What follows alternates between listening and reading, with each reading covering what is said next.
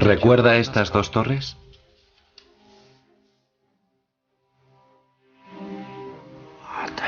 Cuando volvimos a casa, no las recuerdo.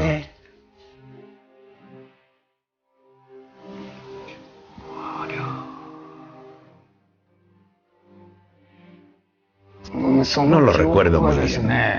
Tal vez sea el muelle del puerto.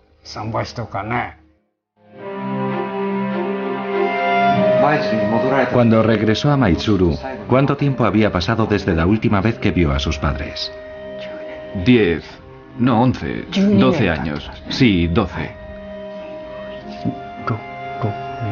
5, 6 años. Unos 6 años. 2 los pasé en Manchuria como soldado y los otros 4 en un campo de prisioneros. ¿Había muchos americanos? No vi ninguno cuando regresé.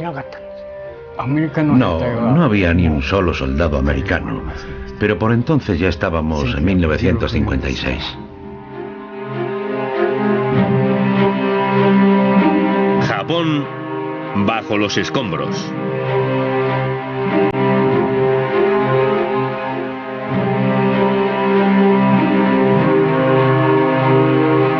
La historia. La larga historia del regreso a Japón después de la guerra de estos antiguos combatientes llamados Shimoda, Yamada, Shinosuka e Imoto comenzó en el mes de septiembre de 1945. A las pocas semanas de la ocupación americana de esta nación vencida, las fuerzas de ocupación se enfrentaban a un problema considerable: la repatriación de más de 6 millones de soldados y civiles japoneses que esperaban volver a su casa una vez terminada la guerra.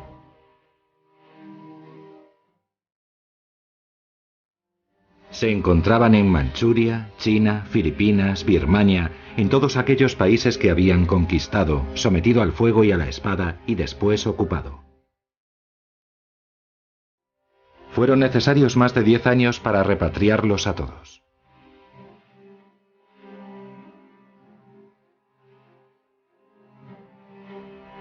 Desembarcaban en Maizuru, Uraga y aquí en Otaka, al sur de Japón, a menos de 50 kilómetros de Hiroshima. Aquellos que regresaron a Hiroshima no sabían nada acerca de la bomba que había caído sobre su ciudad, ni del estado caótico en que se encontraba Japón. Aquellos que fueron a recibirlos tampoco sabían nada acerca de la guerra de China ni de ninguna otra. Corrían rumores, naturalmente, rumores de masacres y otros horrores.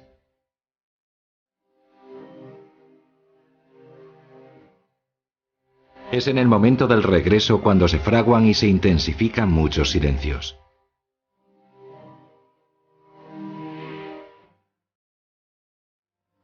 La vuelta a casa de los soldados que habían sido declarados muertos en la batalla fue aún más difícil. Shiro Shimoda volvió a casa en 1946, 2 años después de que a sus padres les fuera comunicado su fallecimiento.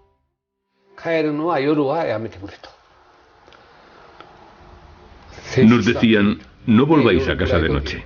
Habéis muerto. Habéis muerto en la guerra y vuestra familia pensará que sois un fantasma. Así que no volváis a casa de noche. Explicadle vuestra situación al jefe de estación. Pasad la noche en la comisaría y esperad a que amanezca antes de volver a casa. A Shimoda lo declararon muerto en Saipan, en el Pacífico, en julio de 1944.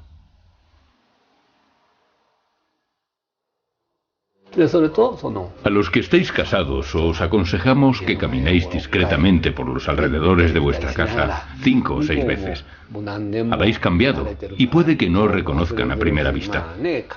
Si creéis que vuestra esposa ha vuelto a contraer matrimonio, volved de inmediato al centro de tránsito. Han fallecido muchos hombres en la guerra y hay muchas mujeres solteras. Volved y os buscaremos a alguien.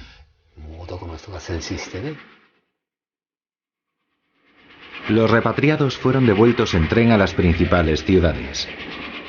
Las fechas de llegada se anunciaban en la radio y en el periódico. Se pidió a las familias que portaran pancartas con el nombre de la persona que esperaban y su lugar de origen. Shimoda finalizó solo la última etapa de su viaje a su pueblo de pescadores.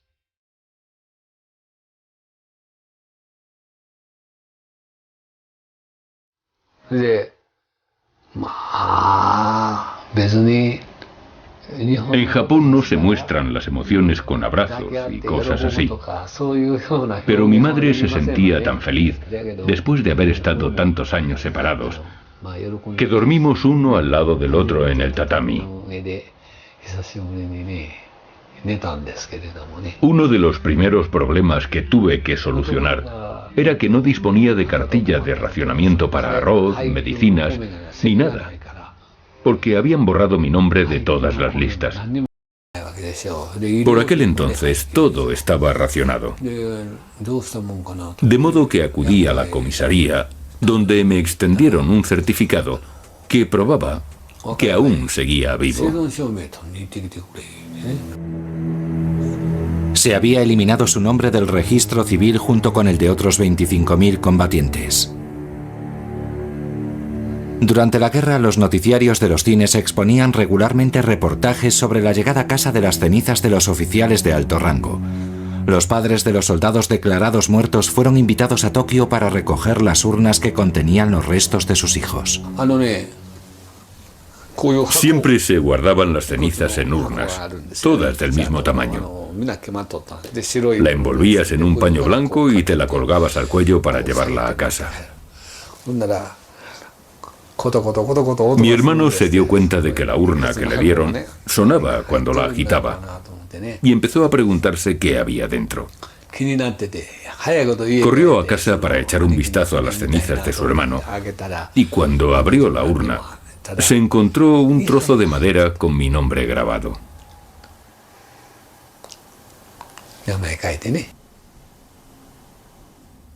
Cuando regresé, fui a visitar al sacerdote del templo. Se sintió muy incómodo por el dinero que había recibido por la celebración del servicio religioso en mi memoria y por darme el nombre budista que se te atribuye después de la muerte. Mi padre siempre tenía mucho cuidado con el dinero, pero en aquella ocasión no reparó en gastos y pagó una suma considerable. Recibió algún dinero de varias organizaciones, pero las cantidades fueron más bien simbólicas y no ayudaron mucho a recuperar el dinero que había gastado en memoria de su hijo.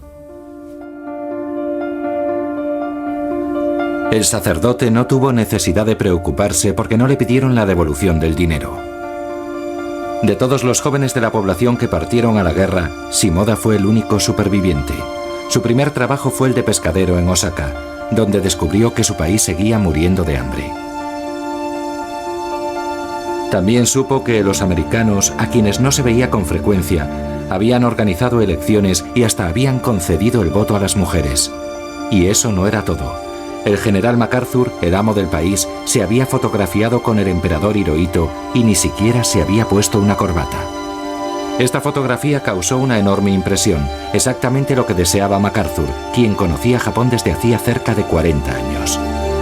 Desde el punto de vista de los soldados americanos, la ocupación había tenido un buen comienzo. No hubo resistencia, ni hostilidad, ni derramamiento de sangre. Los efectivos fueron rápidamente reducidos. Para aquellos al mando de la ocupación, la primera fase consistía en recuperar las buenas relaciones que en su día llegaron a existir entre los dos países, ahora maltrechas por 4 años de guerra, aunque también se debía castigar a los culpables. Cada mañana los políticos y los oficiales de alto rango del ejército responsables durante los años de la guerra eran conducidos a Tokio para ser juzgados ante un tribunal internacional. 7 de ellos, incluyendo al antiguo primer ministro Toyo y al general Iwane Matsui, considerado el responsable de la masacre de Nankín, serían condenados a la horca. Sin embargo, los americanos deseaban dejar al margen al emperador. Nunca le exigieron responsabilidades. Estos juicios, apenas seguidos por los japoneses, fueron mal comprendidos. En cualquier caso, tenían otras preocupaciones que atender. Conseguir alimento suficiente, procurar un techo donde cobijarse y reunirse con sus seres queridos retenidos en el extranjero. En agosto de 1945, Minoru Yamada fue capturado en Manchuria y enviado a un campo de prisioneros en Siberia. Fue uno de los primeros en ser liberados por los soviéticos en la primavera de 1947. Me permitieron volver a casa porque de entre todos los que estábamos en el campo de prisioneros, yo era quien más atención prestaba a las lecciones sobre el socialismo. Fui el único de mi unidad a quien liberaron. Me sacaron del grupo y me llevaron con los otros prisioneros liberados.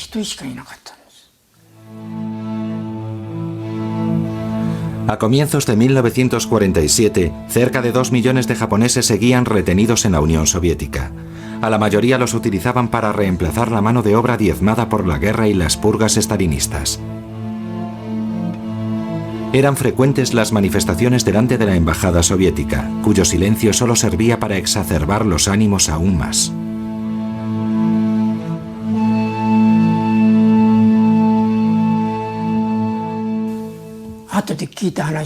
Cuando embarcamos, los marineros me contaron que algunos prisioneros liberados, como yo, se habían sentido tan aliviados que empezaron a criticar a los soviéticos y por ello los hicieron bajar del barco para devolverlos a Siberia. Nos horrorizaba tanto que pudiera pasarnos eso que no pronunciamos ni una palabra. 1 hora o 2 después de zarpar, una vez alejados de la costa, el capitán anunció: «Nos encontramos lejos de la costa en alta mar, pueden hablar libremente». A partir de ese momento, ya fuimos libres para hacer o decir lo que quisiéramos. Nunca lo olvidaré. Fue una experiencia verdaderamente emocionante sentirse libre al fin.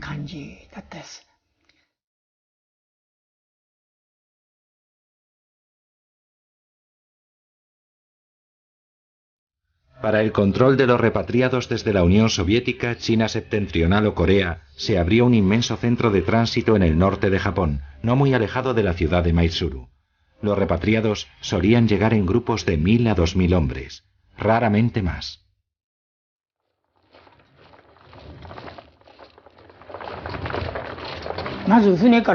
Lo primero que vi desde el barco fue una multitud de mujeres y niños que ondeaban banderines en señal de bienvenida.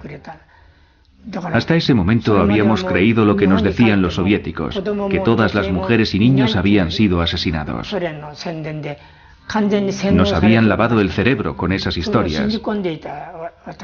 Puede imaginarse la impresión después de todo lo que nos habían contado. Las mujeres y los niños estaban vivos. Nada más llegar nos desinfectaban y nos rociaban con DDT de pies a cabeza. Después nos permitían darnos un baño y nos proporcionaban ropa limpia mientras lavaban la nuestra. ¿Qué les dieron de comer?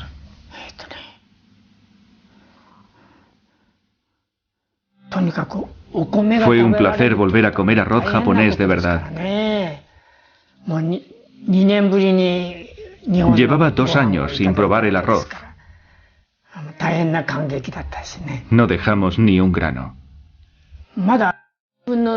Nos preguntábamos en qué estado se encontrarían nuestras ciudades y regiones de origen. Eso nos preocupaba mucho. En mi grupo algunos procedían del noreste, otros del sur, de Kyushu. Yo era el único de Okinawa.